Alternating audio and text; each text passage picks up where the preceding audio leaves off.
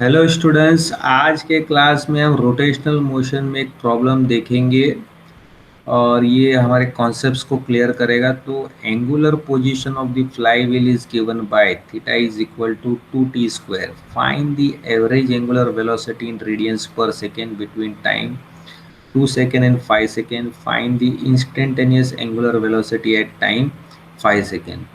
यहाँ पर दी गई है कि अगर एक फ्लाईव्हील रोटेट हो रही है तो वो उसका एंगल कैसे कवर हो रहा है विद रिस्पेक्ट टू टाइम। तो यहाँ पर दिया गया है कि एंगल कैसे चेंज हो रहा है विद रिस्पेक्ट टू टाइम, यानी कि angle how angle is changing with time. यहाँ पर दिया गया है angular position of the flywheel is given by theta is equal to 2t square. मतलब एंगल हमारा जो फ्लाईव्हील है वो एंगल चेंज कर रहा है, तो कैसे वो एंगल चेंज कर रहा है विद टाइम। और हमको एवरेज एंगुलर वेलोसिटी निकालनी है radiance per second between time 2 and 5 second. मतलब इस टाइम ड्यूरेशन में हमको निकालनी है कि उस फ्लाई व्हील की एवरेज एंगुलर वेलोसिटी कितनी रहेगी। फिर हमको इंस्टेंटेनियस एंगुलर वेलोसिटी निकालनी है टाइम 5 सेकेंड। तो आप देखिए, जब ये फ्लाई व्हील हमारा रोटेट हो रहा है तो ये एंगल चेंज कर रहा है विद टाइम। तो आप देखिए इसका एंगल जो रहेगा ये 2t स्क्वायर रहेगा।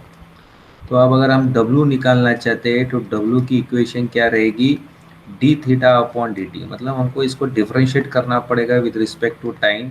तो ये हमारा आएगा 4t। तो आप देखिए W भी हमारा कांस्टेंट नहीं, ये वेरिएबल है। तो ये टाइम के साथ चेंज होता है। मतलब आपका W कोई भी टाइम में कांस्टेंट नहीं रहेगा। तो हर बार W आपका कांस्टेंट नहीं रहेगा। मतलब जैसे जैसे टाइम चेंज हो रहा है तो वैसे वैसे आपका W कांस्टेंट नहीं रहेगा। W जो रहेगा ये आपका चेंज होते रहेगा विद टाइम, राइट। तो अभी हम लोग क्या करेंगे, यहाँ पर हम लोग टाइम डालेंगे। तो जस्ट इस इक्वेशन को एनालाइज कर रहे हैं। तो अगर हम टाइम को यहाँ पर कुछ एनालाइज करते हैं तो टाइम को 1 लेते हैं, यहाँ पर 0 लेते हैं, 1 लेते हैं, 2 लेते हैं, कुछ टाइम के रेंडम वैल्यूज़ लेंगे। यहाँ पर टाइम को हमने 3 सेट किया है, यहाँ पर हमने टाइम को 4 सेट किया है।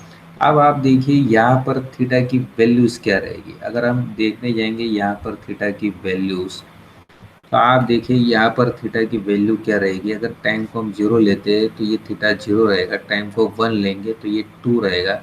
टाइम को 2 लिया है 8 रहेगा। ये 3 लिया है 9 टू द 18 रहेगा।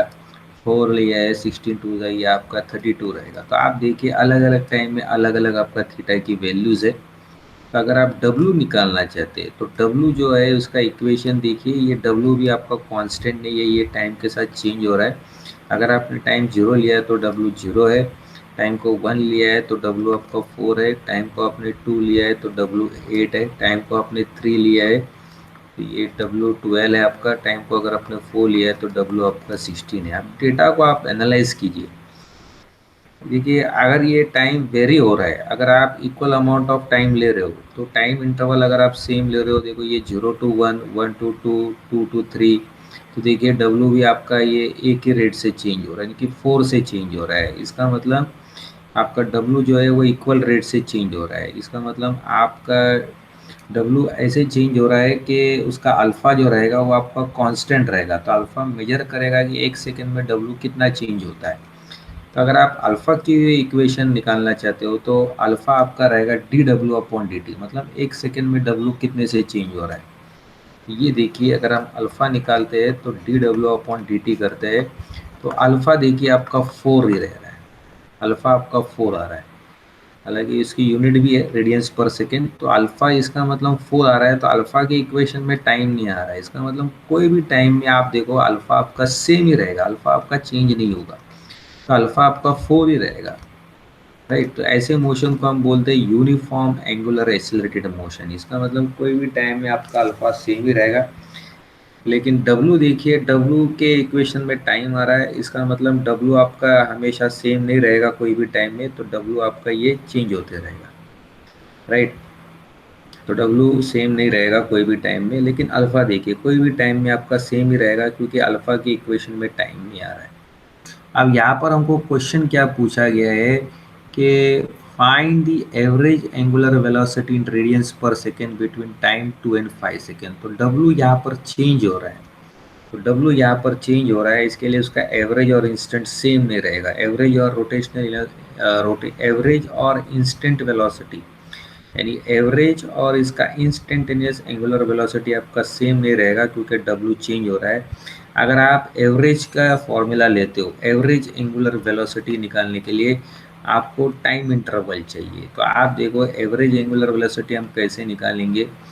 आप अगर उसकी डेफिनेशन लेते हो तो theta 2 minus theta 1 upon T2 minus T1, यानी कि आपको टाइम ड्यूरेशन चाहिए T2 माइनस T1। ये यहाँ पर दिया गया है आपका टाइम ड्यूरेशन, तो यहाँ पर शायद उसका टाइम ड्यूरेशन दिया गया है बिटवीन 2 एंड 5 सेकेंड। मतलब T2 को अगर हम 5 लेते हैं और T1 को अगर हम 2 लेते हैं, तो अगर आप T2 को 5 लेते हैं और T1 को अगर आप 2 लेते हो तो थीटा 2 की वैल्यू क्या रहेगी। तो आप देखिए टाइम 5 में, यानी कि टाइम 5 अगर मैं लेता हूँ यहाँ पर, अगर मैं यहाँ पर टाइम को 5 लेता हूँ, राइट, तो उस समय मेरी थीटा की वैल्यू जो रहेगी 25 इंटू 2 दैट इज 50 रहेगी। 5 स्क्वायर इज 25, 25 इंटू 2 इज 50। और W की वैल्यू क्या रहेगी, 4 इंटू 5 इज 20। और अल्फा तो हमारा सेम ही रहेगा। आप देखिए थीटा 2 की वैल्यू जो है एट टाइम 5 में वो 50 है, और टाइम 1 2 में, यानी कि टाइम 2 में आप देखिए थीटा की वैल्यू जो है यहाँ पर दी गई है 8 है यहाँ पर, राइट। तो 50 माइनस 8 आपका 42 आ जाएगा, एंड 5 माइनस 2 आपका यहाँ पर 3 आ जाएगा। 5 माइनस 2 इज 3, तो 3 1 ज़ा 3 एंड 3 4 ज़ा 12। तो 14 रेडियंस पर सेकेंड जो रहेगा ये हमारी रहेगी average angular velocity in this time duration, that is 5 minus 2। तो डिफरेंट डिफरेंट टाइम ड्यूरेशन में आप देखो आपकी एवरेज वेलोसिटी अलग रहेगी। तो अब अगर इंस्टेंट निकालना चाहते हैं आप, क्लियर देखिए, इंस्टेंट आपको पूछा गया है, कौन से टाइम में आपको पूछा गया है, 5 सेकेंड। तो इंस्टेंट मैंने यहाँ हमने निकाल रखा हुआ है डेटा से, that is instant is equal to 20, और इक्वेशन से भी हम निकाल सकते हैं। तो इंस्टेंट वेलोसिटी आपका रहेगा 4 इंटू टी, और आपको 5 सेकेंड में पूछा गया है, मतलब 4 इंटू 5, तो देखिए ये 20 रेडियंस पर सेकेंड आता है। तो इसका मतलब इस मोशन के लिए आप देखो इंस्टेंट एंगुलर वेलोसिटी और एवरेज आपकी मैच नहीं करती है। ऐसे मोशन को हम बोलते हैं non uniform circular motion. Non uniform circular motion मतलब आपका डब्ल्यू सेम नहीं है, आपका डब्ल्यू चेंज हो रहा है। तो आप दूसरा यहाँ पर जो है अल्फा आपका कांस्टेंट है, इसका मतलब ये यूनिफॉर्म एंगुलर एक्सेलरेटेड मोशन है, क्योंकि अल्फा आपका किसी भी टाइम में आपका अल्फा सेम ही रहेगा, वो चेंज नहीं रहेगा। तो इसके लिए इसको बोलेंगे यूनिफॉर्म एंगुलर एक्सेलरेटेड मोशन। तो I hope students you it is clear to you. तो थैंक यू एवरीबॉडी।